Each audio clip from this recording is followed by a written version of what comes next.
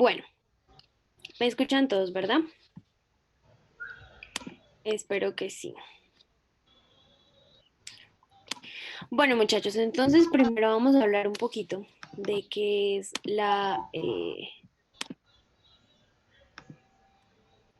embriología. ¿Sí? Entonces, la embriología es una ciencia que se encarga de estudiar el desarrollo de los embriones desde la fase más mínima, más pequeña, desde cuando se forman nuestros bonitos gametos, hasta en el momento en el que se fecundan y todo su desarrollo dentro de la barriguita. ¿Sí? Quité el video para que no se nos pare el audio y pues ustedes se concentren un poquito en lo que estamos viendo. Todos están viendo mi pantalla, ¿verdad? Si ven dónde muevo el cursor y todo, ¿cierto? Bueno, entonces, la embriología no solo estudia a los seres humanos. Recuerden que todos los seres vivos venimos de un embrión o nos formamos a partir, bueno, mejor dicho, nos formamos a partir de dos células y luego nos convertimos en un embrioncito que va a definir realmente todas nuestras características más adelante. Entonces necesito que repasemos un poquito de molecular y de biología por acá. Y quiero que alguien me diga qué es la replicación. ¿Qué es la replicación del ADN? ¿Qué pasa con la replicación del ADN? Voy a activar el audio de alguno de ustedes. Ana Castañeda, dinos qué es la replicación. El ADN se duplica, pero como activo el audio. Ah, ya. Te escuchamos, Ana. Pues el ADN se duplica en el núcleo. No, dame más, dame más. Yo sé que recuerdas más cositas. Exactamente cómo, qué pasa. No necesito que me digas qué hace la helicasa, la topoisomerasa, ni nada de eso, pero qué sucede específicamente, cómo hacemos para replicarlo. Pues a ver, el ADN se duplica y se inicia, no sé, o sea, se tiene que duplicar porque tiene que iniciar la división. Iniciar la división celular, ¿cierto? Yo sé que ustedes cuando veían un poquito de biología molecular con el profe hablaban de que habían ciertos errores de lesiones o mutaciones o que se Ujú. generaban unos nuevos pares de bases que hacían que el gen se modificara, ¿sí? Cuando iniciamos la mitosis, te voy a silenciar un segundito. Cuando iniciamos la mitosis, el ADN se debe replicar o duplicar, ¿ok? Las células germinales primordiales son las células que van a dar desarrollo a los espermatozoides y a los ovocitos inicialmente, ¿sí? Entonces, estas células deben primero dividirse, luego formarse, luego madurar y desarrollarse para que sean completamente funcionales. Entonces, el espermatozoide obviamente es por el lado masculino y el ovocito o por el lado femenino. Los gametos generalmente se van a derivar de células germinales principales o primordiales. Estas células no están en las gónadas inicialmente. Estas células se encuentran en el epiblasto, que es una parte del embrión. Ahí se empiezan a desarrollar las células germinales y cuando las gónadas están desarrolladas dentro del abdomen, porque recuerden que los testículos y los ovarios se desarrollan inicialmente dentro del abdomen, están allá guardaditos. Cuando están guardaditos en la parte intraabdominal, recuerde que ellas se desarrollan más o menos paralelas a los riñones, ya sean los ovarios o sean los testículos, a medida que se empiezan a desarrollar estas células germinales primordiales van a migrar desde el epiblasto hacia cada uno de los lugares pues donde se vean desarrollar, sea masculino o sea femenino. Y luego, más adelante, que eso lo vamos a ir estudiando en esta clase, estas células se empiezan a formar, a desarrollar, a duplicar y los testículos se desarrollan completamente y van a descender a las bolsas escrotales, o simplemente si somos niñas, pues van a descender los ovarios y se van a quedar junto a las trompas de falopio y el útero. ¿Ok? Vamos bien hasta ahí, ¿cierto? Bueno, vamos a volver a apagar un poquito el video. Bueno, las divisiones mitóticas son las que hacen que podamos tener más células, más espermatozoides, más ovocitos, porque son los que al final, o la mitosis y la meiosis va a ser la que al final me va a garantizar que yo tenga determinado número de ovocitos y de espermatozoides. Se dice que las mujeres nacemos con un número determinado de óvulos. Por eso nosotros tenemos como fecha de fabricación y fecha de caducación, así suene un poco chistoso. Sí, generalmente las mujeres no prestruamos más del tiempo en el que debemos hacerlo. Nacemos con determinado número de óvulos desarrollados que dentro de cada ciclo menstrual se va a ir gastando, se va a ir pues madurando completamente, ¿ok?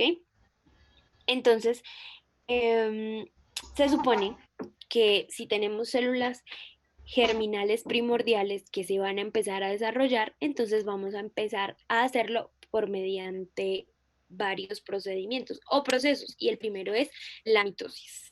¿Cuántos recuerdan qué es la mitosis?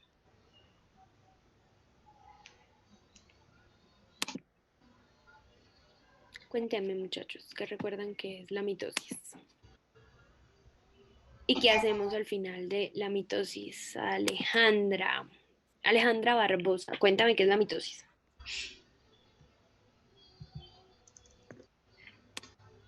Estamos escuchando. Alejandra.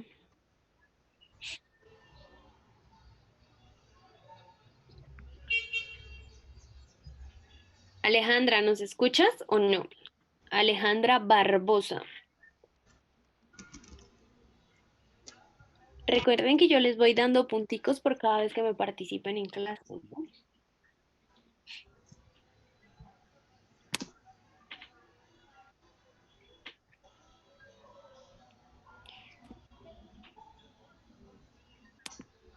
Oscar Castaño. Dime, Oscar, ¿qué recuerdas que es la mitosis?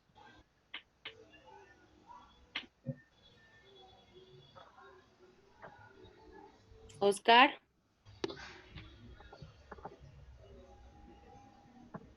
¿Ninguno va a participar? Dime, Carol. Es el proceso por el cual se dividen las células en dos células hijas, que son idénticas genéticamente. Sí. ¿Y recuerdas cuáles son las fases de la mitosis? Profase, metafase, anafase y telofase. Nicolás, también te estamos escuchando. ¿Qué nos quieres decir? Ay. Bueno, Carol, y entonces, tenemos dos células de qué tipo cuando iniciamos la mitosis, ya que nos estabas hablando. Ay, bueno, muchachos, creo que nadie quiere hablar. Hoy no tiene puntos ninguno. Entonces, dime. En la mitosis son células somáticas, creo. ¿Qué significa somática? Que son... Ay, sí. Somáticas significan que nos dan características como el color del pelo, los ojos, la piel, la estatura, qué tan largo vamos a tener el fémur, y sexuales son las que nos dicen qué fenotipo vamos a tener, si femenino o masculino, ¿cierto? Entonces, cuando se inicia la mitosis, que es la primera fase en la que nos vamos a mover o de la que vamos a hablar, generalmente es una célula madre que se va a dividir en dos células y vamos a iniciar en la profase. ¿Qué pasa en la profase? Bueno, la interfase, si empezamos a hablar de la interfase, los cromosomas se empiezan a juntar, se empiezan a a condensar dentro del núcleo y el citoplasma se empieza también como a hacer hacia un polo y a condensarse para poder dividirse. ¿Cierto? Entonces, en la interfase la célula está como en un stand-by, está parada, está quieta, está en una fase de sueño, le digo yo, está trabajando, su mitocondria está trabajando, su retículo endoplasmático está trabajando, su aparato de Golgi, todo. Pero no está funcionando de alguna forma su... Ay, ¿qué pasa, muchachos? Se va a cerrar esta clase, no lo puedo creer. Cerremos acá y ya se nos va a acabar el tiempo. Bueno, entonces la profase, las cromátides empiezan, los cromosomas empiezan a condensar. Es la primera fase de la mitosis. Las cromátides hermanas se empiezan a alinear y se empiezan a unir por el centrómero. Recuerden que la célula, mientras está en su fase quieta de no división, todo su material genético, su ADN se encuentra regado, se encuentra disperso. Pero cuando empezamos a dividirnos, cuando se empieza a realizar la mitosis, las cromátides hermanas se empiezan a alinear y se unen por medio del centrómero. Se empiezan a condensar, se empiezan a formar los cromosomas. Es más, si tenemos un microscopio de luz, muy posiblemente montado en los 100 campos, podemos empezar a ver las cromátides hermanas. Señor, me dicen que pido a todos, empiezo a escuchar a todos.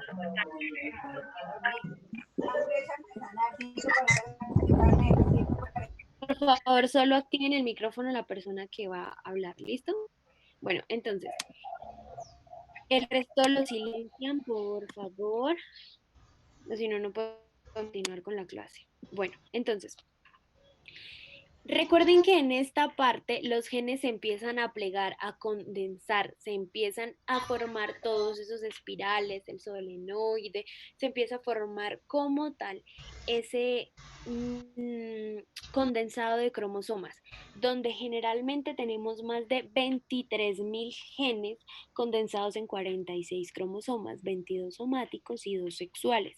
Recuerden que desde el par 1 hasta el 22 son los que nos van a dar las características, hasta el tamaño de nuestro hígado. Y el par número 23 nos va a decir si somos niñas, niños o si vamos a tener algún defecto genético, como el Klinefelter, como el Turner, como el síndrome, los sexuales, como los supermachos, las superhembras, el síndrome del X frágil, muchos síndromes que van a ver a más profundidad en genética.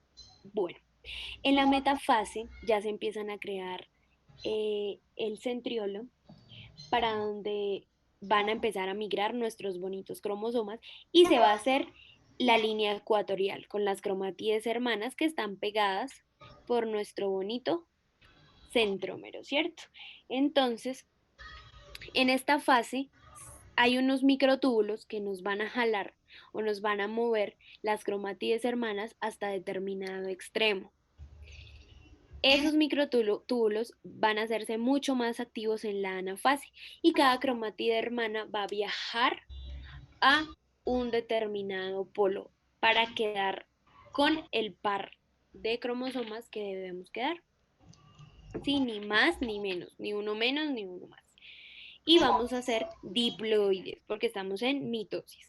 En la telofase se empieza a crear nuevamente nuestro bonito núcleo, se empieza a esbozar cada cromatida hermana que viajó a un determinado polo, empieza a organizarse, a dividirse, se cierra el citoplasma, se forma el núcleo y tenemos 2 células hijas. O sea que de una célula inicial vamos a tener 2.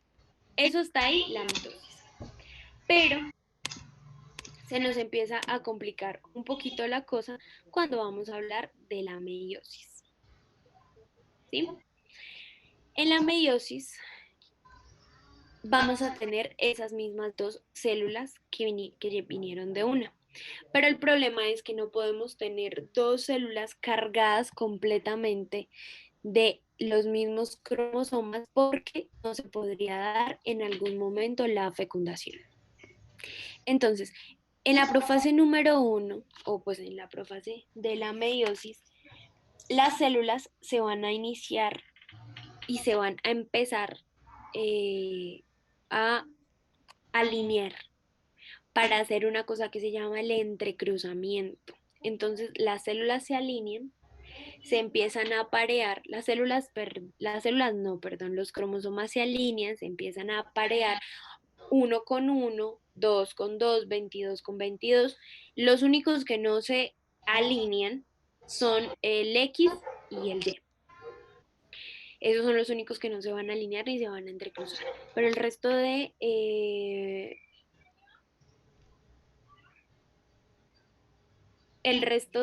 me distraje leyendo sus comentarios, el resto de cromosomas sí se van a alinear y se van a empezar a aparear.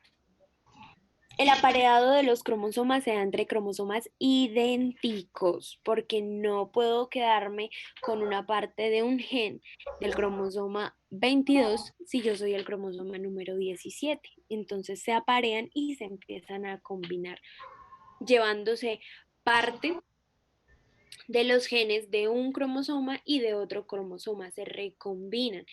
Eso hace que haya alta variabilidad genética, o sea, que todos los procesos vayan a ser variables. Por eso es que podemos muchas veces ser hijos de los mismos padres, pero con características completamente diferentes.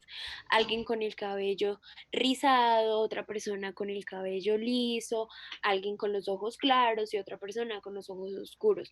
Porque cuando recombinamos empezamos a entrecruzarnos entre los cromosomas y empezamos a ser mucho más variables. Y eso hace que la evolución y que los diferentes seres vivos tengan diferentes características, así como vemos que los perritos de una misma manada no son iguales. Cuando se hace el entrecruzamiento, los dos cromosomas forman una X, van a llegar a formar como una X. Y llega un momento en el que en la anafase 1, o sea, en la división, esos cromosomas se van a terminar de recombinar en una especie de hélice y van a compartir toda su información para al final separarse, dividirse en algún punto y que cada célula quede con 23 cromosomas, con una doble estructura, pero una estructura recombinada. Entonces, ¿qué va a pasar con los ovocitos? Los ovocitos van a tener al final eh, cuatro células, cuatro células con información cada una y cada una con una X, y los espermatozoides van a tener cuatro células con la misma cantidad y con la misma información genética, o sea, cuatro espermatozoides, 22, cada uno con 22 cromosomas somáticos, uno con una X, otro con una X, los otros dos, uno con una Y y otro con otra Y.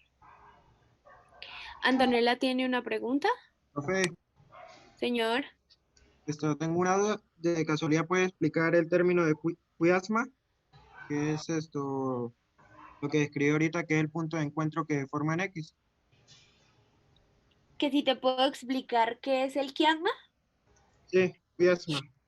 Quiasma significa cruce, entrecruzamiento. Viene de ese término etimológico. El quiasma es justo esta parte. Es el entrecruzamiento que se da entre las dos cromátides, perdón, entre los dos cromosomas para llegar a recombinarse. Se forma una especie de X cruzada que en un momento se divide, se rompe y cada cromosoma queda con el mismo número de genes, por decirlo de alguna forma, pero combinados. ¿Sí me hice entender o no? Profe, ¿y el quiasma solo es producido en la metafase 2 o también ocurre en la ¿También ocurre en dónde?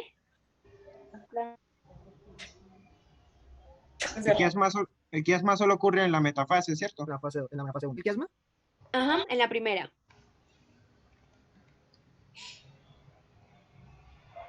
La formación del quiasma es en la primera, en la meiosis número 1, pues en la metafase 2. Señora, bueno, las células ya formadas, lo que les digo, ya cuando cada una tiene su estructura, simplemente se va a